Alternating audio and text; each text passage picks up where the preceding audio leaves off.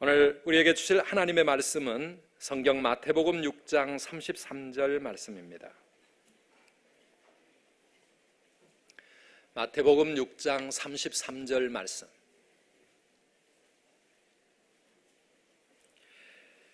그런즉 너희는 먼저 그의 나라와 그의 의를 구하라. 그리하면 이 모든 것을 너희에게 더하시리라. 아멘. 우리 함께 한 목소리로 같이 읽어보실까요? 그런즉 너희는 먼저 그의 나라와 그의 의를 구하라. 그리하면 이 모든 것을 너희에게 더하시리라. 아멘. 아멘. 저는 25살에 고신대 교수가 됐습니다. 그래서 올해 34년 동안 학교에서 노래 가르치고 노래 부르고 지휘하면서 이렇게 평생을 살았습니다. 제가 올해 나이가 이제 우리 곽 목사님도 그렇고 저도 그렇고 59살이 됐습니다. 한국 나이로. 그래는 안 보이죠? 예. 나도 그렇게 된 줄 몰랐습니다. 여러분, 제가 25살에 고신대 교수가 되고 정말 되고 싶었던 게 하나 있었습니다. 그게 뭔지 아십니까? 내가 앞으로 총장을 해야겠다. 뭐 그런 생각은 한 적은 없고요. 그때는. 그랬는데 제가 정말 되고 싶은 게 있어요. 그게 뭐냐 하면 빨리 30이 되고 싶다. 제가 처음 25살 교수로 가니까 29살짜리도 있고 34살짜리도 있더라고요. 동료 교수님들이 교수회를 하는데 저한테 물으시더라고요. 안 교수, 그래 올해 연세가 어떻게 되시오? 26입니다 7입니다 하는데 제가 너무나 어리게 느껴져서 빨리 30이 되고 싶었습니다. 여러분, 근데 젊었을 때 세월이 얼마나 안 가는지 26, 7, 8, 9, 30, 이 5년이 50년처럼 드디 갔습니다. 기다렸는데 근데 어느 날 드디어 마침내 그렇게 그 지겨웠던 50년이 지나고 제 인생에도 30은 왔습니다. 근데 여러분, 제가 살았던 30대는 제가 생각했던 만큼 그렇게 좋았던 시절들은 아니었습니다. 25살이 제 인생의 중요한 해인데요. 제가 25살에 교수가 되었고요. 제가 25살에 대학 입학하자마자 한 2주가 지났는데 제가 한 여학생을 좋아하기 시작했습니다. 같은 반에 있는 학생을, 그 여학생하고 6년을 하루같이 불꽃처럼 연애했습니다.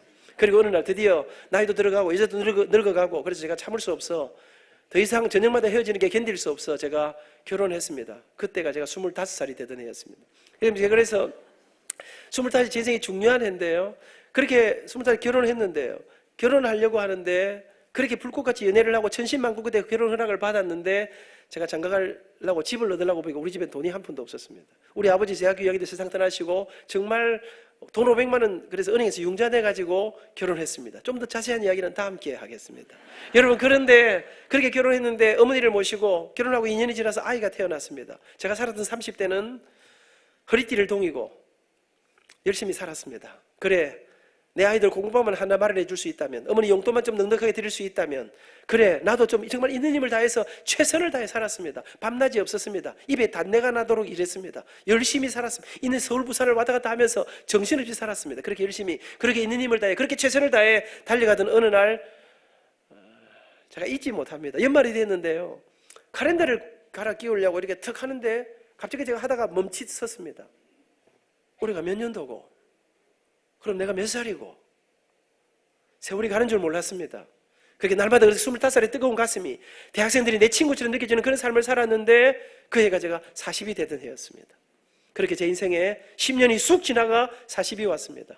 제가 살았던 40대는 제가 생각도 못한 일들이 제 인생의 삶에 전수학과장, 전수학부장, 전수학장, 전수처장, 부총장, 여러분 제 삶에 바쁜 일이 33살의 장로가 되었습니다. 학교에서도 교회에서도 바깥에서 수많은 곳에서 세계 수많은 나라들이 불렀습니다. 전국에서 불렀습니다. 여러분, 감당수 세월이 어떻게 하는지 모르고 하루가 한 달이 어떻게 가는지 모르고 막 살았습니다. 끝도 없이 정신없이 그렇게 세계를 누비면서 살았습니다. 그렇게 살던 어느 날, 잊지 못하는 한 날, 연말이 되어서 12월 31일 날 밤 11시가 되면 우리 교회들은 항상 송구영신 예배를 드립니다. 이 예배를 드리려고 성경책을 끼고 일어나서 교회를 가려고 저녁에 나가는데 문 앞에 걸려있는 카렌다를 보는데 제 심장이 멎는 줄 알았습니다. 그렇게 제 인생에 50이 찾아왔습니다. 20살의 피가 제 가슴에 끓고 있는데 말입니다. 50이 되고 나니까 세월이 가는데요, 51, 52, 53, 54 막 흘러가는데, 여러분 제가 50이 되고 한동안 멘붕에 빠져서 내가 정말 이 맞나? 뭐 잘못된 거 아이가? 아무리 계산해도 계산은 잘못되지 않았습니다. 왜요? 올해 제 큰놈이 33살인데요 몇 년 전에 장가를 갔거든요. 제가 할아버지가 됐거든요. 여러분, 손녀가 펄펄 뛰다니거든요. 하삐 하삐 하고 있거든요. 아들놈이 치고 오는데 아버지가 늙지 않을 수 있겠습니까? 그렇게 제 인생에 어느새 믿을 수가 없는데 말입니다. 아직도 제 가슴에 20살 피가 끓고 있는데 이제 제 인생은, 저는 그렇게 60을 바라보게 되었습니다. 언제나 젊은 교수였습니다. 언제나 어린 장로였습니다. 언제나 막내인 줄 알았습니다. 근데 어느 날 이제 저는 형님이 되었습니다. 선배가 되었습니다. 그렇게 60을 바라보면서 이 자리에 왔습니다. 우리 젊은 여러분, 예언 한 가지 할까요? 저 맨 뒤에 있는 우리 학생들, 예언 한 가지 할까요? 예언까지 안 하게 생겼지요. 절대로 틀리지 않을 예언. 여러분의 인생에 곧 조만간에 반드시 60이 온다는 사실입니다. 누구도 예외는 없습니다. 어르신들에게 여쭤보세요. 여기 계신 우리 어르신들 계신데 세월이 이렇게 빨리 갈 줄 아셨습니까? 그럴 줄 몰랐지. 지금 이 어르신들 백발이 되었지만 가슴 속에는 뜨거운 피가 여전히 끓고 있는 것을. 여러분, 제 지나간 60년을 돌아보니까 여러분, 사실요, 꿈에도 생각 못한 길들을 걸어서 꿈에도 생각 못한 경험들을 하고 저는 이런 자리에 오려고 생각 못했습니다. 이런 자리에서 이렇게 말씀을 전하는 사람으로 여러분, 어제는 고령에서 경상북도의 모든 공무원들이 다 모인 자리에서 강의를 했습니다. 우리 교회가 금요일 토요일 생명 축제했습니다. 금요일 밤에 우리 교회는 한 2,000여 명 왔습니다. 안 믿는 분들이 말씀을 전하고 여러분 계속해서 또 막 저리 다 돌아다니. 나는 이런 거 하려고 생각한 적이 없습니다. 이런 자리에서 여러분에게 말씀을 전하는 일은 내가 꿈에도 꿈꾼 일이 아닙니다. 내가 계획한 일이 아닙니다. 나는 이런 거 하게 해달라고 하나님 앞에 기도도 많이 한 적이 없는 사람. 그런데 이렇게 불려다니면서 이런 이야기들을 하게 되었습니다. 제가 예상하지 못한 일입니다. 젊은 청년 여러분, 학생 여러분, 예언 한 가지 더 할까요? 여러분, 절대로 자살하면 안 됩니다. 절대로 자포자기 하면 안 됩니다. 경상도 아줌마들, 엄마들은 무섭습니다. 공부 안 하면, 성질 나면 나가 죽어라! 그 하면 이럽니다. 제가 말합니다. 절대로 나가도 안 되고 죽어도 안 된다. 왜? 지금은 사람 안 될 것 같지만, 지금 인간 구실 못하지만, 지금은 비리비리하고 저거 인간 되겠나 싶으지만 우리 엄마가 절대로 모를 일이, 우리 엄마가 꿈에도 꿈꾸지 못한 일이, 엄마가 기대하지 못한 일들이 지금부터 10년 후, 15년 후 여러분의 인생에 일어나게 될 것이기 때문에 그렇습니다. 사랑하는 여러분, 요즘 애들이요, 머리가 좋습니다. 내가 다 나 자신을 압니다. 내가 내를 봐도 인간 안 될 것 같아. 인물도 안 받쳐주는 게 성질도 더럽고, 집안도 아무것도 없는 게 진짜 공부도 안 하고 머리도 나쁘고, 이런 인간 되겠나? 인생이 깝깝하다. 그래서 알아서 옥상에서 뛰내려 죽읍니다. 절대로 죽으면 안 됩니다. 왜? 내가 꿈에도 꿈꾸지 못한, 내가 상상도 못한 일이 우리 인생에 펼쳐지게 될 거예요. 여러분, 지금부터 15년 후, 10년 후에 여러분이 상상도 못한 자리에서 여러분이 꿈에도 꿈꾸지 못한 그런 일들을, 그런 놀라운 영향력을 미치면서 살게 될 것이기 때문에 그렇습니다. 이야기는 남의 이야기, 저 자신의 이야기입니다. 여러분, 저는요, 마이크를 조금만 더 올려주면 제가 약간 살살해도 편안할 것 같아요.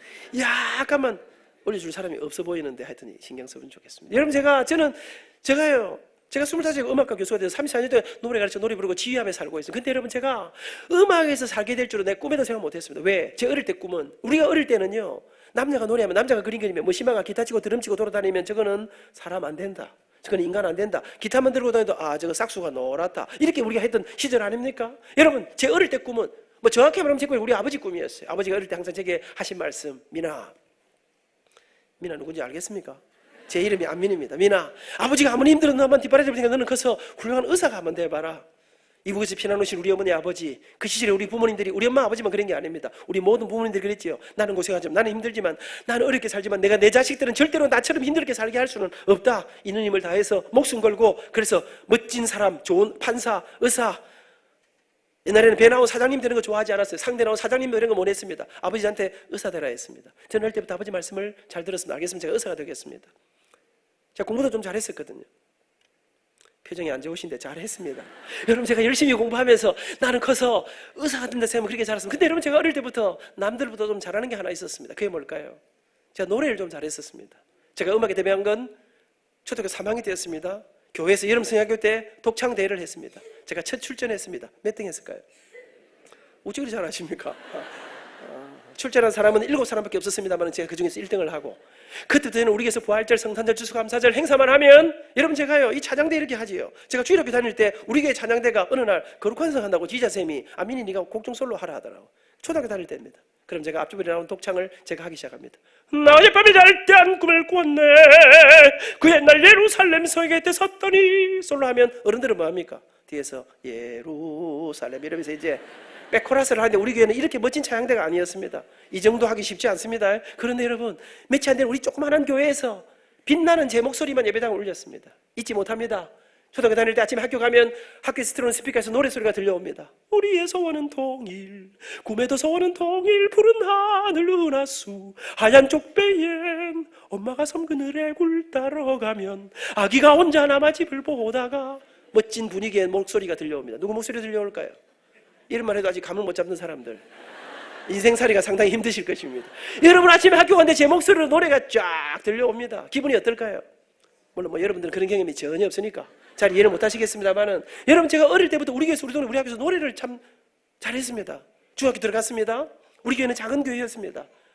우리 교회는, 근데 옛날에는 어른들은 많지 않아도 아이들이 얼마나 많았습니까? 인터넷도 없고 놀 것도 없고 아무것도 없던 그 시절에 교회가 최고로 재밌는 자리였습니다. 아이들이 한 반에 70명씩 오전반 오후반 있던 그 시절에 우리 교회 아이들은 많은데 주일학교 선생님들이 모자랐습니다. 작지만 총명하고 믿음 좋고 키는 작지만 노래도 잘 부르고 열심히 하는 저한테 주일학교 선생님들이 주일학교 보조교사를 중학교 1학년짜리 저한테 맡겼습니다. 그러면서 우리 교회 어린이 합창단, 어린이 찬양대를 저한테 지휘하라 했습니다. 제가 지휘한 지 그래도 40년이 넘습니다. 오늘 찬양대 잘했습니다. 근데 내가 한 가지 아쉬운 거 있다. 뭔지 아십니까? 이렇게 감격적인 찬양을 하는데 안색이 안 좋더라, 내가 보니까. 저는 이 흥분이 되는데 지휘자 선생님은 분위기 너무 좋던데, 여러분 이 얼굴 속에 정말 이 감격이 눈빛에 살아 있으면, 그러니까 주마가편 이런 말 압니까? 달리 이렇게 노래 잘하는데 만약에 이 눈빛 속에 진짜 그 감격이 확신이 쫙 눈으로 말하면, 아이 컨택으로 말하면 죽이겠는데. 사랑하는 여러분 제가 지휘를 40년 동안 이렇게 하면서 살았습니다. 그러나 여러분 제가 하여튼 또 노래대회만, 옛날에는 SFC 전국 수양회 이런 거 하면 항상 노래대회 했습니다. 나가면 1등 했습니다. 제가 부산의 명문 경남고등학교를 나왔습니다. 1년에 한 번씩 교육위원회에서 교육위원회 콩쿠르라는 노래대회를 합니다. 그러면 각 교회 이제 노래, 피아노 이런 게 전공하는 애들이 다 나와서 대회하는데, 어느 날 우리 학교 음악 선생님께서 아민이 네가 우리 학교 대표로 나가라는 것입니다. 전공하는 애들 나와놓고 나갔습니다. 그 애들이요 저를 엄청 미워했습니다. 각 학교 대표 선수들이, 야 임마 니는 그 의과대학 간다는 놈이 왜 노래대회까지 나가서 남의 인생길을 이렇게 가로막냐. 나가면 제가 1등 하니까. 그런데 여러분 아이들은 저를 뭐라 하는데, 제가 모르는 선생님이 넥타이를 메고 학생을 와보라는 거예요. 가니까 자네는 앞으로 뭘 전공하려고 하는가? 저는 의과대학 가려고 합니다. 자네 노래하라는 거예요. 음악에 재주가 있다는 거예요. 여러분 제가 교회에서 노래하면 우리 장로님, 권사님, 어르신들이 앞으로 우리 아민이는 음악 목사님이 되면 어떨까? 사람들이 저는 다 노래하라지만 저는 노래하려고 생각한 적이 없습니다. 왜? 제 꿈은, 제 계획은, 아버지 저랑 기대는 의사가 되는 때문에 그랬습니다. 그렇게 고등학교 2학년 말 고3이 다가왔습니다. 특별반에 들어가서 입시를 준비하고 열심히 공부하던 어느 날 제가 수업을 다 마치고 저녁을 먹고 야간 자습을 하는데요, 잠시 쉬는 시간에 우리 학교 뒤에 있는 구덕산에 뒷산에 앉아서 이렇게 석양을 바라보며 앉아 있는데, 그날 제 마음에 이상한 마음이 들었습니다. 이런 마음이 들었습니다. 10년에 나는 어떤 삶을 살고 있을까? 그때는 내가 의사가 돼 있겠지. 하얀 가운을 입고 환자들을 돌보고 그때는 꽤 멋지고 아름다운 삶을 살게 될 거야. 그런데 제 한쪽 가슴에, 근데 내가 의사가 되면 내가 이렇게 좋아하는 노래를 부르며 살 수는 없겠지. 노래하며 살고 싶다. 멋진 지휘자 돼서 주일마다 멋진 찬양대를 지휘하고 내가 세계를 다니면서 하나님의 노래하며 살 수 있다면 얼마나 좋을까? 아니야. 의사가 되려면 내가 그렇게 살 수는 없겠지. 그리고 산을 내려왔는데 그날 저녁에 책상에 앉았는데 공부가 안 되는 거예요. 저녁에 집에 잠을 자려고 누웠는데 잠이 안 오는 거예요. 그렇게 며칠, 저는 여러분 사춘기 뭐 이런 거 해본 적이, 교회 다니면 사춘기 잘 안 합니다. 그냥 펄펄거리고 다니다 보면요. 그런데 어느 날 갑자기 제 가슴 속에 밤에도 낮에도 노래하며 사는 길이 있다. 내가 그냥 이렇게 그냥 흘러가야 되는 걸까? 그렇게 몇 날을 고민하면서 지내다가 어느 날, 여러분 저는요 아버지 속이고 거짓말하고 이런 거 안 했습니다. 어느 날 제 가슴 속에 갑자기, 그래 내 인생 내가 이렇게 결정할 수는 없다. 그리고는 아무도 몰래 부산의 한 유명한 어떤 성악가 선생님을 찾아갔습니다. 선생님, 제가 노래가 상도 많이 받았습니다. 사람들은 다 나보고 노래 잘한다 그러는데요, 근데 선생님 남자가 노래하면 밥 먹고 살기 어렵다면서요. 나는 멋지게 좀 근사하게 한번 살아보고 싶은데 내가 노래로, 음악으로, 성악으로 한번 승부해봐도 되겠습니까? 제가 원하는 대학에는 갈 수 있겠습니까? 멋지게 인생을 살아갈 수 있겠습니까? 그랬더니 소리 한번 들어보자. 목소리 한번 내봐라. 발성 연습 어떻게 합니까? 소리 너무 잘 내거든요. 악보 주면서 이 노래 한번 불러봐라. 여러분 제가 악보 읽는데 유치부터부터 찬양대를 했으니까요. 중학교에도 지휘했으니까 쫙 하는데 이 선생님이 눈이 이따만해지는 거예요. 저한테 자네는 탁월한 목소리가 천부적이다. 음악성 뛰어나고 탁월하다는 거예요. 그러면서 자기한테 1년만 배우면 자네가 원하는 어느 데든지 갈 수 있겠다는 거예요. 정말입니까? 그래, 그러면 선생님 저 오늘 노래 좀 가르쳐 주십시오. 가르쳐 주지. 근데 미안하지만 노래는 다음 주부터 하고 집에 가서 어머니를 좀 모시고 오너라. 선생님 노래는 제가 하는데 엄마가 왜 필요합니까? 엄마도 노래를 잘 불러야 됩니까? 물어보니까 그거는 아니고, 미안하지만 노래는 공짜로 가르치는 게 아니고 돈을 내야 가르칠 수 있다는 거예요. 레슨비 이야기를 어머니하고 좀 해야 되겠다. 근데 여러분 제가 간이 덜컥 내려 앉았습니다. 왜요? 제가 중학교 들어갈 때쯤 해서 우리 아버지가 사업에 실패했습니다. 빚을 내 사받아 또 실패했습니다. 엄청나게 어려울 때니까 선생님 레슨비가 얼마입니까? 레슨비는 한 달에 4만 원이다. 근데 제 가슴이 무너졌습니다. 왜냐하면 우리 집에는 돈 4만 원 낼 돈이 없었습니다. 4만 원이 지금은 별로 큰 돈이 아니지만 제가 대학 입학할 때 첫 학기 등록금이 10만 8,200원인가 뭐 그랬었거든요. 여러분, 그날 선생님 집을 나왔는데 그날부터 제가 고민에 빠졌습니다. 근데 여러분, 밤에 잠이 안 오는데요. 돈 4만 원 어떻게 구할까? 내가 노래한다면 우리 엄마 아버지를 뭐라 그러실까? 돈이 없어 못한다 싶으니까 너무너무 하고 싶었습니다. 어느 날 제가 큰 맘 먹었습니다. 그래, 안 되면 안 되고 말씀이나 한번 드려보자. 아버지 앞에, 아버지, 제가 노래에 대해서 상 많이 받은 거 아시죠? 제가 이번에 어떤 선생님한테 레슨 받았더니, 테스트 받았더니 제 목소리 죽인다 하던데, 아버지 저 의과대학 말고 음악대학 가고 싶습니다. 근데 아버지, 음대를 가려면 레슨을 받는데 레슨비가 한 달에 4만 원이랍니다. 딱 1년만 밀어주시면 아버지 제가 대학 가서는 제가 돈 벌어서 공부할게. 저 노래하게 음대 가게 저 레슨 좀 받게 좀 밀어주시면 안 될까요? 저는 그날 우리 아버지의 그 눈빛을 잊지 못합니다. 분노와 절망 같은 게 어우러져서 너 지금 무슨 소리 하고 있노?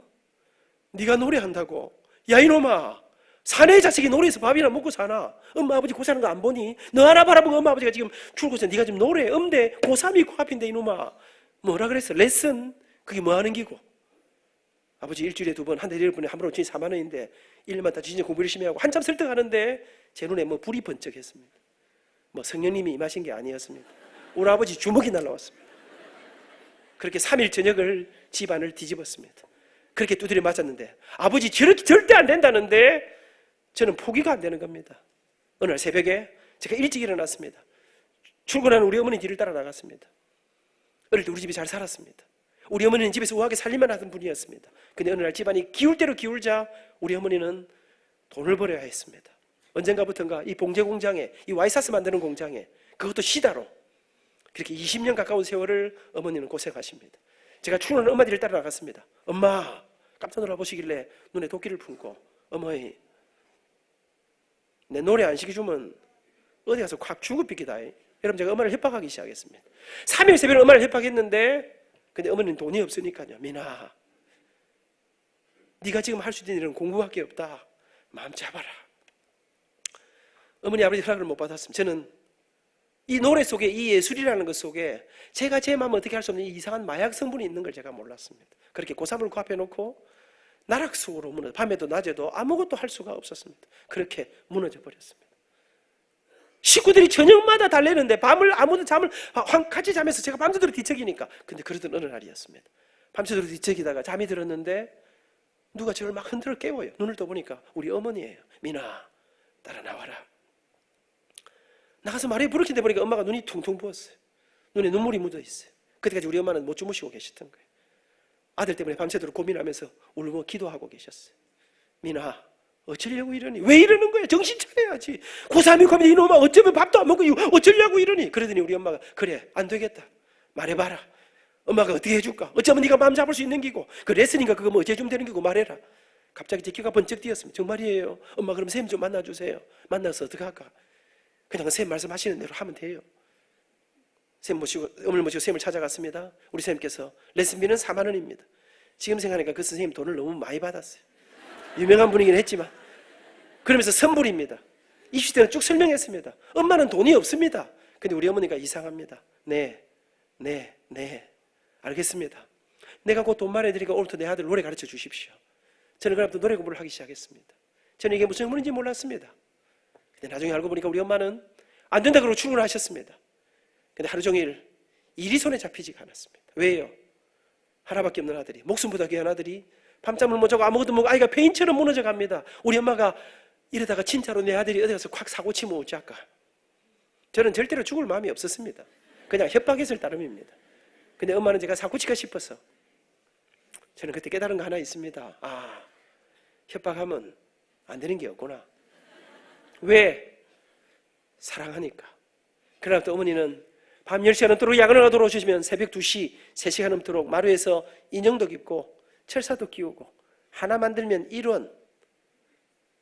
밤이 맞도록 엄마는 돈이 되는 일이면 가리지 않고 닥치는 대로 일을 하기 시작했습니다. 몇 날이 지났습니다. 어느 날 때부터 우리 아버지가 집에는 안 들어오시는 거예요. 엄마, 아버지 왜 집에 안 오셔요? 모르겠다. 저는 아버지한테 노래하는 거 비밀로 해달라 그랬습니다. 또 두드려 맞을까 싶어서. 근데 엄마 아버지 사이에 비밀이 없는 걸 몰랐습니다. 아버지는 다 알고 계셨습니다. 이놈이 그렇게 맞았는데 그렇게 말했는데 기어코 노래를 시작했다고 하는데 엄마 힘으로 동거길이 없는 거 우리 아버지가 아시지 않습니까? 우리 아버지는 원래 문과 출신이시고 일 같은 거 잘못하면 몸이 약한 분이었습니다. 그래도 명색이 조그마한 회사의 사장님이었습니다. 근데 어느 날 막다른 골목에 이래서 휘뜸이 올라앉자 아버지는 길이 없자 아버지는 그 약한 몸으로 제 기억에 아버지는 벽에 못 줄도 못하던 분이었습니다. 우리 어머니가 다 했습니다. 그런데 아버지는 그 몸으로 어딘가 노동하는 곳에 육체 노동하는 곳에 일을 하러 다니기 시작했습니다. 저녁이면 아버지는 쓰러지시 들어오셨습니다. 근데 아버지가 제가 노래를 시작했다는 말씀을 들으시고 아버지는 어느 날 밤부터 부산 영도 청학동 지금도 제가 아침에 차를 몰고 학교에 출근하다 보면 거기에 자동차 고치는 회사가 하나 있습니다. 그때부터 있던 그 유명한 자동차 회사입니다. 아버지는 그 회사에서 어느 날 저부터 거기에서 경비를 서기 시작했습니다. 사랑하는 여러분, 그렇게 어머니 아버지 등골이는 처절한 고생을 먹고 저는 1년여를 노래 공부를 했습니다. 입시가 다가왔습니다. 사람들이 그러대요. 시골에서 그래 공부하고는 서울에 있는 데는 꿈도 꾸지 마라. 그때는 교수님들이 다 레슨할 테니까요. 비행기 타고 서울 가서 레슨 받아도 될까 말까라는 거예요. 근데 여러분 아시지요? 옛날에는 촌놈들이 깡다구가 있었습니다. 흙수저 이런 말 없었습니다. 가난한 집 아이들이 포기하지 않는 근성이 있었습니다. 저 방 한 칸에서 연필 가지고 책상 두드리면서 피아노도 없이 노래 공부했습니다. 피아노가 정말 필요하면 밤늦게 우리 예배당에 달려가면 마룻바닥 조그마한 예배당에 이런 멋진 오르간, 멋진 그랜드 피아노가 아니라 발로 받는 조그마한 풍금이 하나 있었습니다. 그거 눌러가면서 공부했습니다. 공부는 열심히 했습니다. 모든 과제 공부를 다 외웠습니다. 국어, 영어, 본고사에 올인했습니다. 제 마음속에 내 세상 물정도 잘 그렇게 해야 되는 줄 모르고 한번 붙어본다 생각하고 서울대 성악과에 원서를 넣었습니다. 시험 치러 올라왔습니다. 돈을 아껴야 하고 잘 데가 없었습니다. 망우리 공동묘지 밑에 제 한해 선배가 외국어 대학 화랑과를 다니면서 하숙을 하고 있었습니다. 저는 망우리에서 신림동이 그래 먼 데인 줄 몰랐습니다. 공짜라는 한 가지 이유로 그 선배 집에 끼어 자면서 그때 눈이 왔습니다. 새벽에 일어나 3시간을 버스를 타고 다니면서 본고사를 치고 실기시험을 치고 시험을 다 치고 부산에 내려갔습니다. 아버지가 밤에 좀 회사에 나오라 하시더라고요. 나갔더니 아버지가 민아, 내가 음악계를 잘 모르지만 니 때문에 여기저기 조금 알아보니까 너는 떨어질 확률이 100%라 하더라. 니처럼 해하고는 되는 사람이 없다 하니까 각오하고 있거라. 그러고 재수해라. 아버지가 무슨 짓을 해도 내 니 뒷바라지 할 테니까 재수해서 내년에는 의과대학 시험 치도록 그래 한번 해봐라. 전교 1등해야 의과대학 갔는데 수학 쏟는 지 오래됐는데요. 발표가 다가오는데 사람들 이야기 들으니까 뭐 몇 년을 비행기 타고 서울대학 교수한테 레슨 받은 이야기며 알아보니까 서울대학 교수님 한 분 앞에 남학생 15명 뽑을 텐데 남자 선생님 한 분 앞에 학생이 그 한 선생님이 가르치는 학생이 40명이 넘더라고요. 레슨 받은 아이들이. 그러니까 뭐 이거는 말도 안 되는 일이에요. 발표 전날 오늘 제가 아침에 KTX 택시를 타고 왔습니다. 인터넷도 없고 아무것도 없던 그 시절에 참을 수가 없었습니다. 부산으로 달려가 밤새도록 가는 완행열차를 타고 아침에 학교자 발표를 보러 서울역에 내렸습니다. 95번 버스를 타고 찬바람이 싹 부는데 가슴이 착잡하더라고요. 꼴뚜라도 붙었으면 좋겠다. 떨어졌겠지. 가니까 구름대처럼 사람들이 학교자 발표를 보러 들어가더라고요. 키가 작은 제가 겨우 이제 이름을 찾아 한참 올라가는데 이름이 안 보이더라고요. 떨어졌구나. 저 꼭대기는 있을 택이 없는데 그래도 보기는 끝까지 다 봐야 될 거 아닙니까? 올라가는데 꼭대기 딱 하니까 이름 2자짜리가 하나 딱 있더라고요. 제 이름 같지는 않았습니다. 그런데 쳐다보고 있는데 너무나 생소해 보이는데 그냥 정신없이 눈물이 흐르는데요. 믿을 수가 없는데 거기 적힌 이름이 편안한 백성민 제 이름이더라고요. 소번호를 확인하니까 7723-014 제 번호더라고요. 그리고 달렸습니다. 울면서 공주전화를 찾아 우리 집엔 전화가 없었습니다. 엄마 회사에 전화를 했습니다. 공주전화 산불이었던 거 기억하시나요? 시달하려는 우리 어머니가 사무실까지 오셔야 되니까 기다리라 하더라고요. 기다리다가 끊어지고 기다리다가 끊어지고 마지막 동전을 넣었는데 전화가 거의 끝날 무렵에 어머니 받으셨어요. 제가 엄마 합격이다. 근데 우리 엄마가 안 믿는 거예요. 정신 차리고 잘 봐라. 그 동명이인 아인가. 니는 뭐 될 택이 없다 근데 뭐 잘못 본 거 아이가. 그런데 아들이 울고 있거든요. 장난은 아닌 것 같거든요. 우리 어머니가 정말이야? 그러더니 전화기를 붙들고 막 소리내서 우시는데 둘이 울다가 전화는 그렇게 끊어졌습니다. 그렇게 대학 입학한 지 벌써 40년이 지나갔습니다. 저는 솔직히 말씀드리면요, 입학만 하면, 합격만 하면, 그래, 무슨 길이 있을 기도, 아르바이트 열심히 하면 내 살 길이 안 생기겠나. 그런데 여러분, 들어갔는데 내 동기들이에요. 당시 우리나라의 신현학 부총리의 딸, 전라북도 도지사 아들, 재벌 집안의 아이들, 뭐 여러분 집안이 얼마나 빵빵 만났는데 전부 다요. 학교 들어온 지 며칠 안 됐는데 나는 그 독일로, 이태리로, 미국으로, 프랑스로 유학한다는 거예요. 나는 다음 달, 다음 학기 먹고 살 돈이 등록금이 없는데. 여러분, 제가 그때 서서히 깨닫기 시작했습니다. 아, 이런 동네는 나 같은 가난뱅이가 오는 데가 아니라는 것을. 모두가 꿈을 이야기할 때, 모두가 희망을 이야기할 때, 모두가 인생의 길을 설계할 때, 나는 오늘 먹고 살, 오늘 아르바이트 해야 될, 나는 내 인생의 꿈이, 기대가, 미래가, 길이 보이지 않았습니다. 어디로 가는지, 내 인생에 과연 미래라는 게 있을까 생각했습니다. 어디로 가는지 길을 찾을 수가 없었습니다. 근데 그렇게 그냥 안 보이는 그 길을 한 걸음씩 걸었습니다. 대학을 졸업하고 무슨 마음인지 취직해야 되는데 나는 무조건 공부해서 교수가 될 거야 생각하면서 대학원을 들어갔습니다. 군대 갔다 왔는데 꿈에도 생각 못했는데, 제가 지금 몸나고 있는 고신대학교에서 대학교 3학년 때 제가 노래하는 모습을 보시고 이 학교에서 교수 한 사람을 채용하는데 저를 전임 대우로 스카우트해 주었습니다. 백도 없고 아무것도 없는 그 시절에 내 노래 한번 듣고 그렇게 스카우트해 주었습니다. 저는 유학 같은 거 절대로 못 갈 줄 알았는데 어느 날 학교가 저한테 이태리로 공부할 수 있는 길을 열어주었습니다. 다녀왔습니다. 그리고 제게 꿈에도 생각 못한 무대들이, 상상도 하지 못한 길들이 제 앞에 펼쳐지기 시작했습니다. 그 상상도 하지 못한 그런 무대들을 경험하고 그 길들을 걸어 저는 오늘 여기까지 오게 됐습니다. 이런 과분한 자리까지 오게 됐습니다. 저는 제 지난 날을 돌아봅니다. 내가 어쩌다가 여기까지 오게 됐는가? 내가 어쩌다 이렇게 과분한 삶을 살게 되었는가? 내가 머리가 좋아, 내가 재능이 뛰어서, 내가 주님 앞에 기도를 많이 해서, 여러분 제가 양심적으로 내가 믿음이 좋아서 내가 여기까지 왔다고 말씀 못 드립니다. 그럼 어떻게 오게 됐는가? 한 가지 이유를 말을 하시면, 그것은 가난했지만 초라했지만, 제게 좋은 옷, 좋은 음식, 좋은 뒷바라지 잘 못해 주셨지만, 그러나 아들을 위해 당신들의 인생의 온갖 고난과 아픔과 부끄러움과 수모를 다 감내하면서 당신들의 가진 전부를 기꺼이 아들을 위해 내주셨던 좋은 어머니를, 좋은 아버지를 만나 제가 이곳에 있습니다. 좋은 엄마를 만나 좋은 아버지 때문에 여기까지 올 수 있었습니다. 잊지 못합니다. 아버지 밤새도록 일하시고 새벽에 집에 들어오십니다. 얼마나 피곤하실까요? 그런데요, 또 좀 쉬다가 일하러 나가시는데 우리 집의 아침은 언제나 시끄러웠습니다.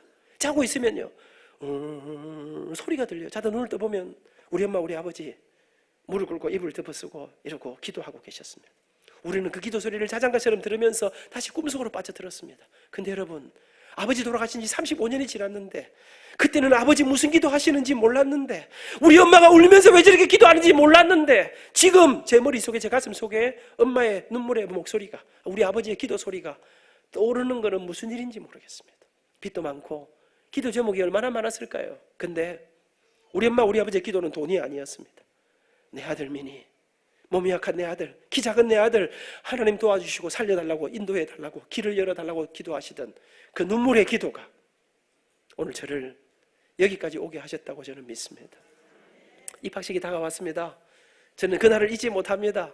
이불 보따리 짊어지고 우리 아버지가, 민아, 엄마 아버지가 바빠서 입학식에는 못 간다. 바빠서 못 오십니까? 돈 벌어야 되니까.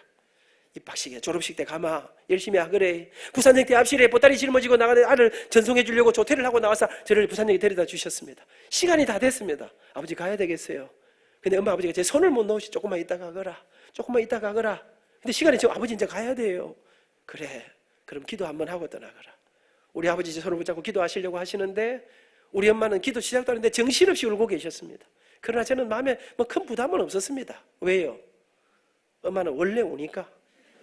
틈만 나면 우시는 게 우리 어머니니까 우실 때 됐지. 그러나 한국의 아버지들, 여러분, 젊은 여러분, 학생 여러분, 여러분의 할머니, 할아버지 시대의 할아버지들은, 한국의 아버지, 남자들은 절대로 울지 않습니다. 아무리 힘들어도 힘들다 안 합니다. 우리 아버지가 기도하자, 제 손을 붙잡고, 살아계신 하나님 아버지, 그리고 아무 말도 없었습니다. 그렇게 아버지의 목소리가 떨려오기 시작했습니다. 저는 그날 태어나서 처음으로 아버지의 눈물을 보았습니다.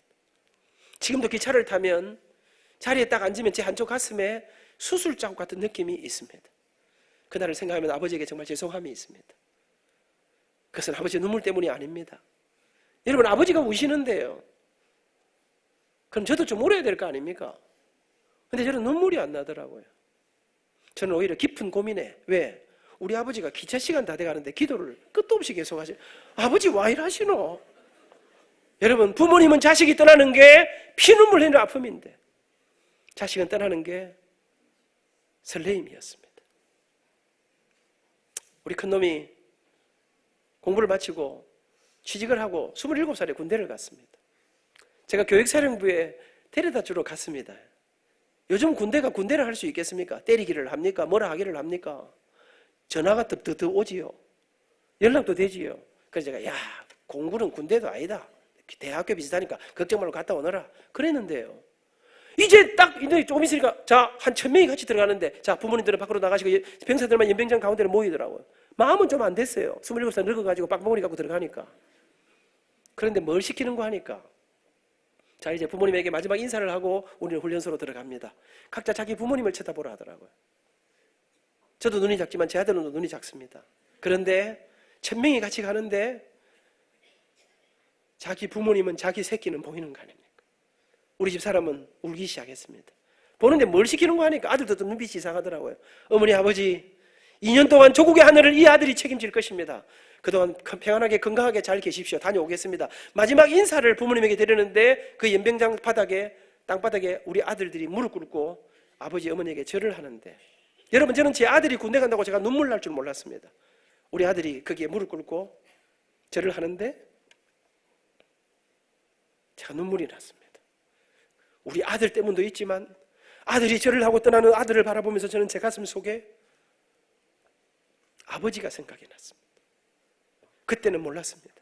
지금 저는 아들들을 바깥 세상으로 내보내면서 거친 세상 가운데로 흩어보내면서 저는 지금 아버지의 마음을 아버지의 눈물을 아비가 되어 이제야 저는 우리 아버지들은 무뚝뚝했습니다.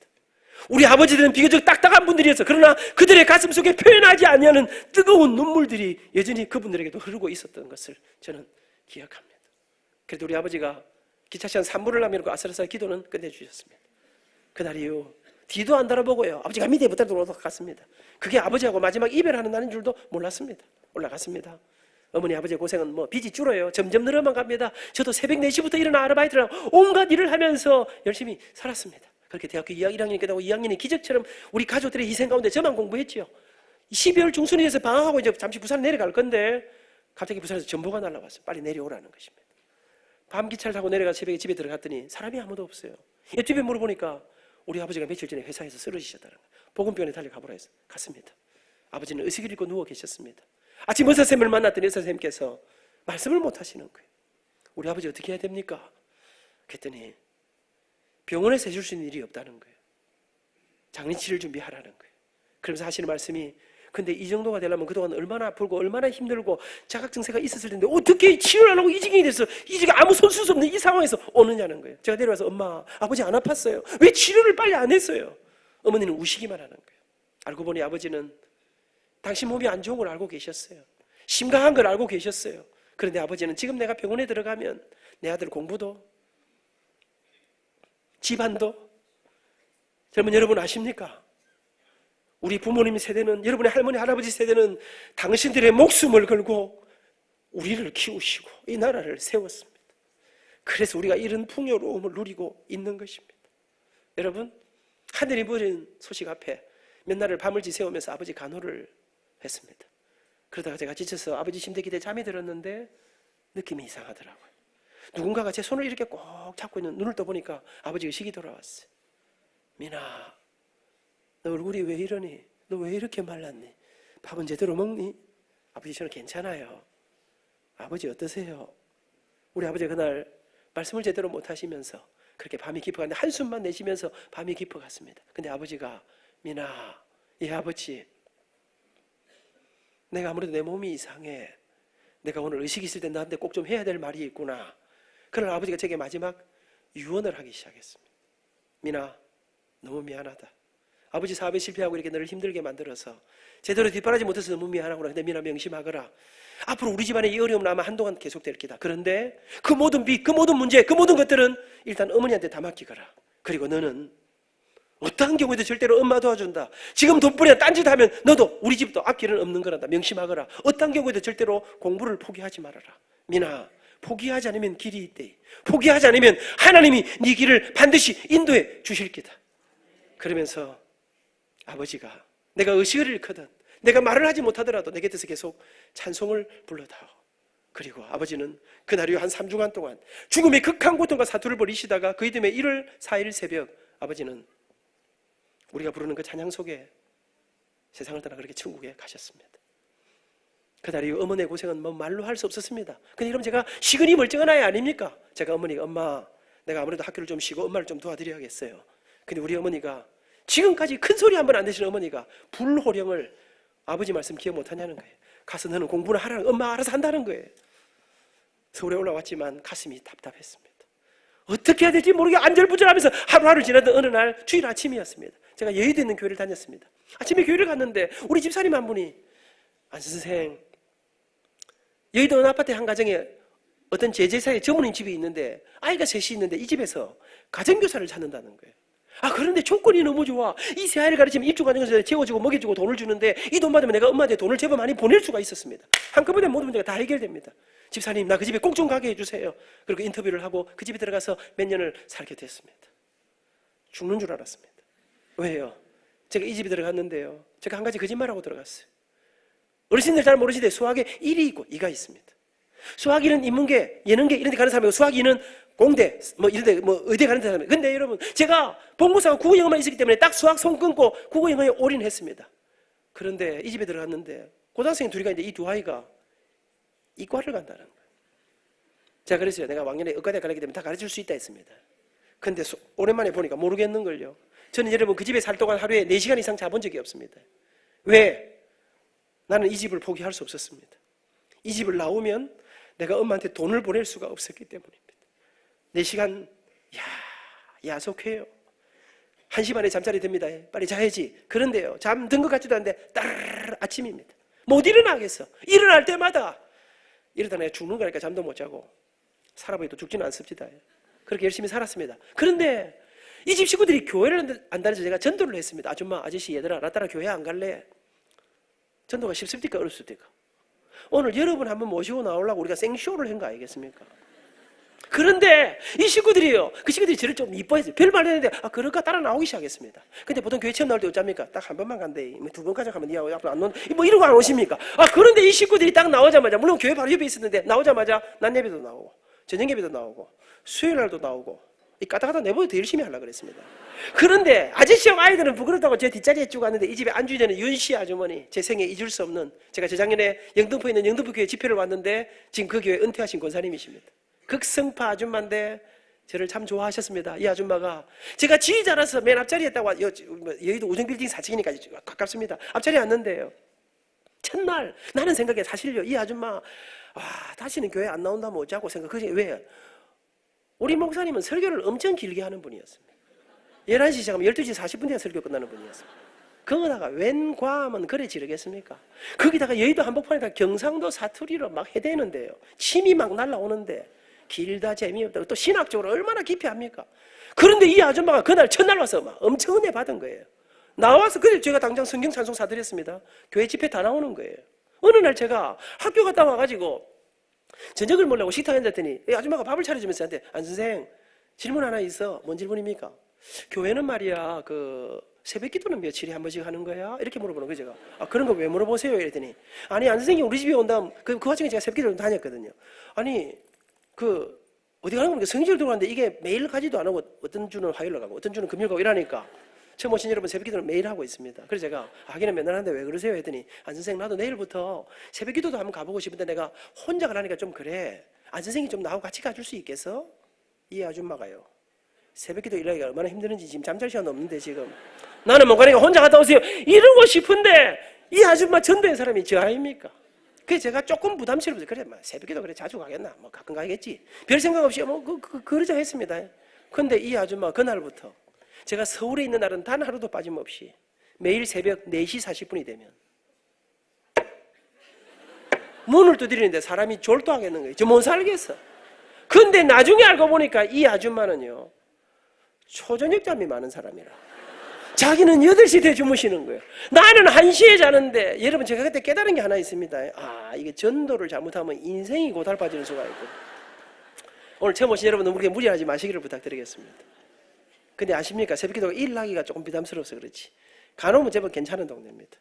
그렇게 새벽기도가 저 정말 많이 울었습니다. 하나님, 저 좀 도와주세요. 나 좀 밀어주세요.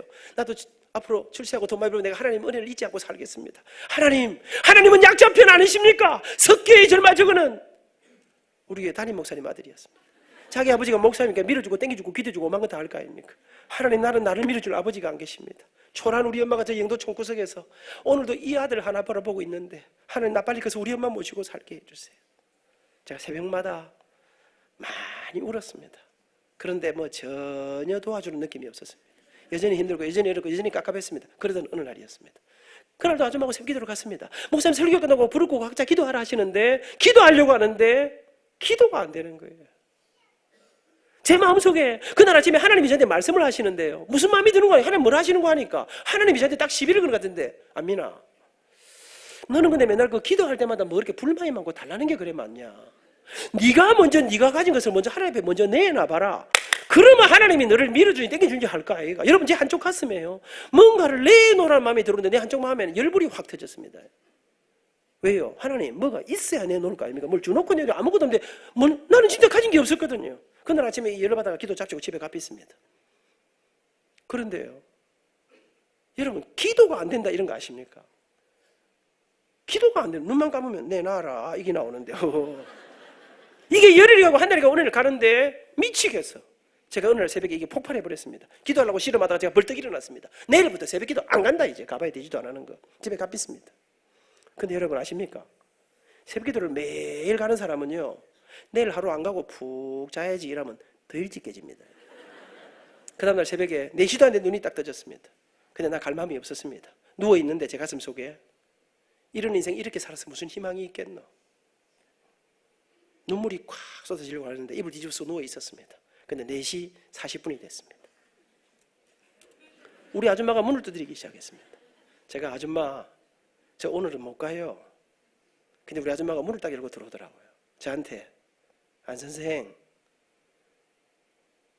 나 교회 가자 그랬지? 하나님 살아 계시다며? 그러면 이러면 안 되는 거 아니야? 팬티 입고 자고 있는데 이불을 쉐리 걷었습니다. 내가 전도에는 아줌마한테 끌려가고 새벽 기도를 나가 앞자리에 앉았습니다. 목사님 설교는 한마디도 들어오지 않았습니다. 설교가 끝나고 사람들이 다 가는데 앉았는데 통곡이 터졌습니다. 그날 아침 인생 20살에 꿈이, 희망이, 갈 길이 보이지 않아 그렇게 울었습니다. 근데 참 울고 나니 또 마음이 좀 편안해지더라고요. 학교 가려고 눈을 떴는데 우정빌딩 4층에 햇살이 쫙 들어오는데 일어나서 학교를 가려고요.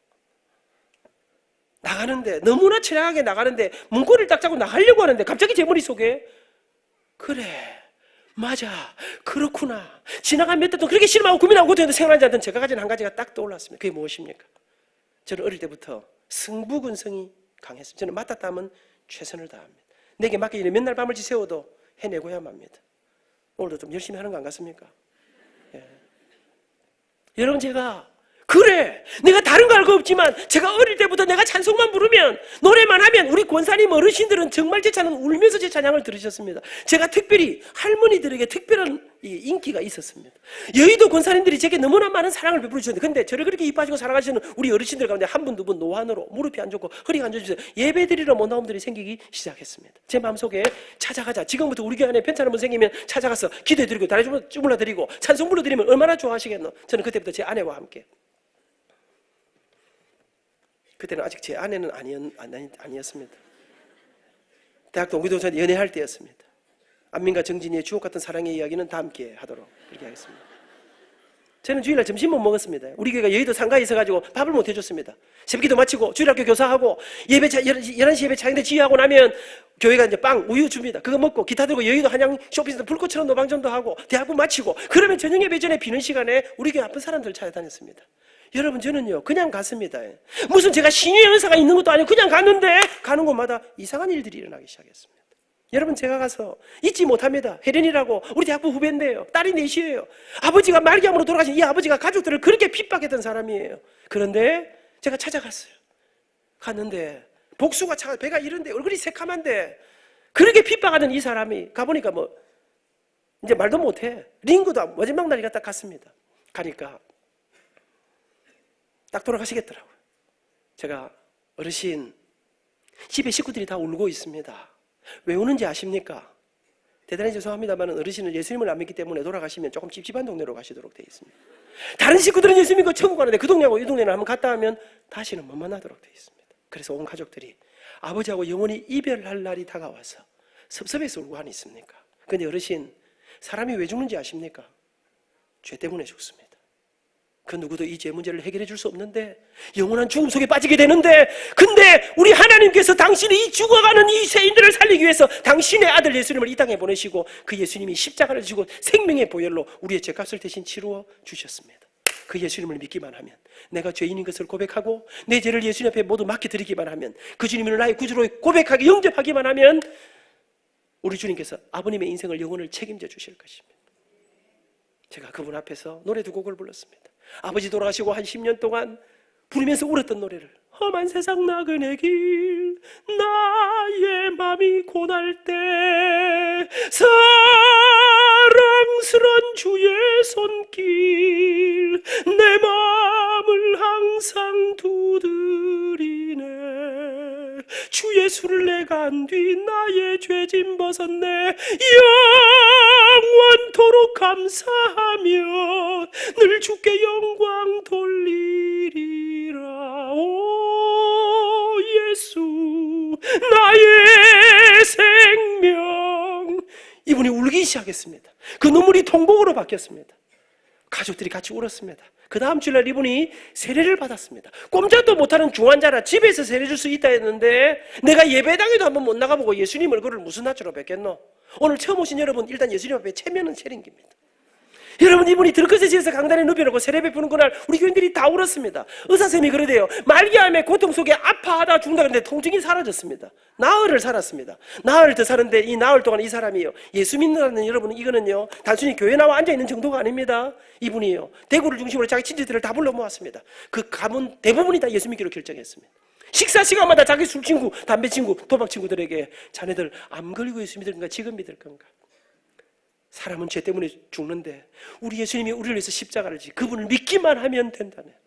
월, 화, 수, 목 불꽃처럼 복음을 전하다가 목요일 밤 주무시다가 세상을 떠나 천국에 가셨습니다. 저는 못 잊습니다. 그 여의도 진주상가 앞에서 가족들이 모여 교인들과 함께 잔치인지 장례인지 알 수 없는 감동적인 예배를 드리고 장지에 갔다 오는데 가슴이 뛰었습니다. 그런데 여러분, 다녀오는 버스 안에서 제 머릿속에 또 한 가지 생각이 떠올랐습니다. 그래, 우리 교회 안에 있는 사람들을 보고 이 세상 바깥에 내가 찾아가서 만나주지 않으면, 내가 찾아가서 전해주지 않으면 자기 스스로는 절대로 이 생명의 복음을 들을 수 없는 이 땅에 진짜 불쌍한 사람들이 누가 없겠나 생각하는데 한 사람이 떠올랐습니다. 그 사람은 어린 시절 우리 동네 밥 얻으러 들어왔다가 동네 어르신이 밥도 안 주고 돌로 쳐서 피 흘리는 사람을 쫓아내버린 한센병 환자, 나 환자였습니다. 찾아가자. 그리고는 제가 인사동에서 3회공연의 음악회를 열어서 표를 팔아서 꽤 많은 유무품을 준비해가지고 한 주간 동안 전국에 있는 나환자촌을 투어했습니다. 그때 그 한 주간을 잊지 못합니다. 마지막 날 소록도에 갔습니다. 약 1700명이 모였습니다. 여러분, 2시간 집회가 눈물 범벅이도 했습니다. 너도 울고, 여러분 접촉하지 말라, 만지지 말라, 가지 음식 먹지 말라 하는데 끝났는데 부둥키 않고 야단이 났습니다. 나중에 알고 보니까 나병은 잘 옮기는 병은 아니었습니다. 그렇게 감격의 예배를 드리고 출발을 해야 되는데요, 소록도가 너무 아름답습니다. 바깥에는 기가 막힌 아름다운 나무들이, 꽃들이 있는데 출발을 해야 되는데 운전대를 잡으신 분이 우느라고 운전을 못하는 거예요. 저도 그 소록도 봉고차 안에서 제가 울면서 그날 하나님 앞에 한 가지 약속한 게 있습니다. 하나님, 난 앞으로 일생에 내가 가진 모든 걸 다 동원해서 사람을 살리고 사람을 세우고 사람을 섬기는 일에 제가 가진 전부를 쏟아붓고 싶습니다. 그날 이후 부족하지만 지금까지 틈만 나면 전국에 있는 나환자촌, 고아원, 양로원, 교도소, 서울에 있는 서대문 현무소 가면 2000명이 있습니다. 맨 앞자리에 우리 어머니 앉으신 그 자리는 사형수들이 앉은 자리입니다. 여러분, 저는 잊지 못합니다. 여러분, 제가 찬송을 부르는데 인내하신 구세주여 내 말 들으사 죄인오라 하실 때에 날 부르소서 하는데요, 포승줄을 메고 앉은 간수각이 있는데 이 한 사형수가요, 주여 하면서 일어나 우는데, 폭발하는데 가는 곳마다 폭발했습니다. 그렇게 열심히 살았습니다. 말씀드린 대로 대학원 졸업하고 대학원 군대 갔다 왔는데 고시대 교수가 되었습니다. 여러분 열심히 학교 가서도 열심히 저는 여러분 제가 좀 못했습니다. 깡다구가 있습니다. 여러분 저는 세상에서 최고로 행복한 교수가 저라고 생각합니다. 지난 스승의 날도 여러분 제가 이제 제 제자들이 성악가 아닙니까? 한 40명이 식당에서 밥 먹는데 전부 다 서서 스승의 은혜는 하늘 같아서 하던데, 이야 식당 전부 사람들이 막 뒤집어지는 거지. 무슨 소리고. 여러분 제가 근데 이 아이들이 전부 다 내한테 많이 두드리 맞았네. 저는요 공부 안 하면 기팡맹이들, 야 이 새끼야 돈도 없고 백도 없고 아무것도 없는 놈이 공부를 안 해. 니나 내 같은 놈이 공부 안 하는 거는 죄악이다 이놈의 자식아. 한 대 때리고 나면 다시 기도합니다. 살아계신 하나님, 이 세상에 아무도 우리를 주목하지 않지만 하나님이 우리 판수를 주목하시는 줄 믿습니다. 돈도 없고 아무것도 없지만 하나님 좋은 목소리 주셨는데 이놈이 노래해서 밥 먹고 살아야 되는데 이놈이 정신을 안 차리는데 하나님 은혜를 베풀어 주시옵소서. 100kg가 웁니다. 한 번도 고발당한 적이 없습니다. 수업이 끝나면 제가 이야기합니다. 판수야 포기하지 말해. 포기하지 않으면 길이 있대. 포기하지 않으면 하나님이 네 길을 인도해 주실 기다. 아이들이 목숨을 걸었습니다. 이 아이들이요 지금 파리에, 독일에, 여러분 미국에, 여러분 부산에 있는 조그만 학교 아이들이 치열한 경쟁을 듣고 바스티오 오페라단에 곳곳에 극장에 아이들이 지금 제가 지난 1월달에 파리에, 밀라노, 로마, 영국에서 파리에서 런던에서 집회에 갔습니다. 제자들이 나와서 지금은 프랑스 정부가 평생을 책임지는 그런 자리에서, 그러자 어느 날 학교에서는 최연소 학부장 제 위치가 바뀌어가기 시작했습니다. 근데 어느 날부터 이상한 일이 나기 시작했습니다. 마산에서, 대구에서 다 끝나갑니다. 배고프지요. 소식이 오는데 왜 저러고 언제까지 하려고 저러고 있는가. 여러분 오늘 처음 오신 여러분, 다음 주에 오시면 우리 곽수관 목사님이 설교하시면 원래 이런 거 전문가가 곽 목사님입니다. 곽 목사님은 산뜻하게 짧게 한 시대면 딱 마칩니다. 근데 오늘 제가 비전문가라 시간 조절이 약간 늦었습니다. 여러분 오늘 10분 안에 마칩니다. 그러니까 처음 오신 여러분 정말 부탁은 진짜 생명에 대한, 영혼에 대한 이 위대한 복음을 위해서 다음 주에 꼭 한 번 더 오셔서 계속 오시면 제일 좋고. 여러분 제가 이상한 일이 나기 시작했습니다. 마산에서, 대구에서, 여수에서, 광주에서 저를 초청하는데요 교도소도 아니고 나환자조도 아니에요. 우리나라의 기업체들이, 정부기관들이, 사회단체들이, 학교들이, 교회들이, 군부대들이, 여러분 나는 그런 거 처음에는 제가 못 간다. 나는요 간증 집회, 나는 그런 거 내가 죽었다 살아난 사람도 아니고 무슨 간증을, 나는 그런 거 못한다 했습니다. 그런데 회사에서 회사원들 모아놓고 자꾸 와서 하라는 거예요. 할 수 없이 화내서 갔습니다. 또 제가 하면 열심히 하지 않습니까? 나는 강연하고 이렇게 하면 돈을 주는 줄 몰랐습니다. 맨날 위임품 들고 돌아다니다가 회사를, 기업체를 가니까 생각도 못한 돈을 주는 거예요. 한 곳에 갔다 왔는데 이 사장님이 5곳에 이야기를 해가지고 이게 폭발하기 시작하는데요, 학생들이 몰려오기 시작하는데요, 이게 마산에서 대구로, 대전으로, 서울로 감당할 수 없는 일들이 벌어지기 시작했습니다. 학교 안에서, 밖에서, 교회에서. 1988 올림픽 끝나고 1990년대가 들어왔습니다. 90년대 딱 초인데 미국에서 비행기표 2장하고 초청장이 날라왔습니다. 이 사람 인터넷도 아직 제대로 안 되던 시절에 어떻게 이 사람이 나를 아는가. 알고 보니까 서울의 한 교회가, 3일 동안 제가 집회를 했던 교회가 카세트 테이프를 8개를 만들어가지고 이거를 2000세트를 만들어서 전 세계에 다 뿌려놓은, 나는 모르는데 나한테 돈 10원도 안 주고 말도 안 하고 다 뿌려놨더라고요. 여러분 그래서 미국에 갔습니다. 3주간 동안 꿈결 같은 대접을 받고 돌아왔습니다. 5개월쯤 지났는데 미국의 한 신문사 주최로 뉴올리언스에서 미국 5개 도시 앵콜쇼가 벌어졌습니다. 아내와 함께 갔습니다. 노래하고 강의하고 했습니다. 융숭한 대접을 받았습니다. 다녀왔습니다. 그날 이후 내가 생각도 못한 일이 제 인생에, 그러자 미국, 일본, 중국, 영국, 호주, 뉴질랜드, 스위스, 러시아, 벨기에, 브라질, 파라과이, 아르헨티나, 세계 방방 곳곳에서 부르기 시작했습니다. 65개국의 나라들이 그동안, 여러분 제가 무슨 할 게 없는, 상상도 할 수 없는 일이 제 앞에 펼쳐지기 시작했습니다. 어느 날 전화가 왔습니다. 발신지한 번호예요. 안민입니다 했더니 국정원입니다 이러더라고요. 국정원이 뭐 하는 데입니까? 간첩 잡는 데 아닙니까? 어제가 그랬죠. 왜 이러시면 나는 공산당을 싫어합니다. 우리 할아버지가 피하면도 신우주 영천에서 장로님이고 지주였는데 김일성이 무슨 일을 했는지 피난 내려온 막내 아들 우리 아버지를 통해서 내가 다 들었거든요. 그랬더니 그게 아니고 교수님 오셔서 변화된 시대에 어떻게 변화하고 살아야 되는지를 강의해 주십시오. 사법연수원에서 어느 날 삼성에서 박사들 2000명을 모아놓고 현대그룹의 사람들을 모아놓고, 여러분 재벌 그룹들이, 수많은 사람들이 저를 부르기 시작했습니다. 이게 무슨 일인지 모르겠습니다. 저는 이제 말씀을 맺어야 하는 시간입니다. 조선호텔에서 우리나라의 CEO 약 70명이 아침 조찬 모임을 하는데 저를 강사로 초청했습니다. 현판에 보니까 성공과 행복의 비결, 그게 제가 강사였습니다. 근데 와보니까요, 이름으로만 듣던 뭐뭐하는 재벌들이 그 자리에 앉아있는데, 여러분, 내가 너무나 다리가 떨렸습니다. 돈이 그렇게 많은 사람들이 말입니다. 여러분, 저는 돈이 없지 않습니까? 여러분, 저는 부산의 조그마한 학교의 교수 아닙니까? 아무것도, 제가 볼품이 얼마나 있습니까? 여러분, 근데 이 사람들이 어마어마한 것을 가지고 제 책 제목이 행복 콘서트입니다. 여러분, 저는 책 쓰려고 생각한 적이 없습니다. 출판사가 5년 동안 책 쓰라 해서 할 수 없이 썼습니다. 출판사가 제 책에다가 너무나 행복한 아름다운 사랑의 콘서트, 삶이 그렇다, 제 책 제목을 행복 콘서트라고 적었습니다. 사랑하는 여러분, 저는 그날 알았습니다. 셀 수 없는 돈을 가지고도 그날 아침 세금 20% 보태가지고 아침 식사가 약 15만 원 정도 한다고 들었습니다. 15만 원짜리 아침을 먹으면서 그들이 여전히 배가 고프다는 사실을 말입니다. 그들이 그 어마어마한 것을 가지고도 여전히 가슴 속에 허전함을 채울 길이 없다는 사실을 말입니다. 저는 말씀을 맺으려고 합니다. 저는 가는 곳마다 이런 이야기 하고 있습니다. 나는 내 인생 20살에 죽음의 절망을 맛보았습니다. 나는 예수를 믿는 기독교 교인입니다. 내가 믿는 그분에게 나를 좀 도와달라고 기도했습니다. 근데 그분의 대답은 너무나 야속한 것이었습니다. 네 가진 것을 먼저 내놓으라 하셨습니다. 나는 가진 게 없었습니다. 그래서 울고 또 울다가 무너져 버렸습니다. 더 이상 기도할 힘도 없었습니다. 무너져 울고 있는 내게 그분이 직접 찾아오셨습니다.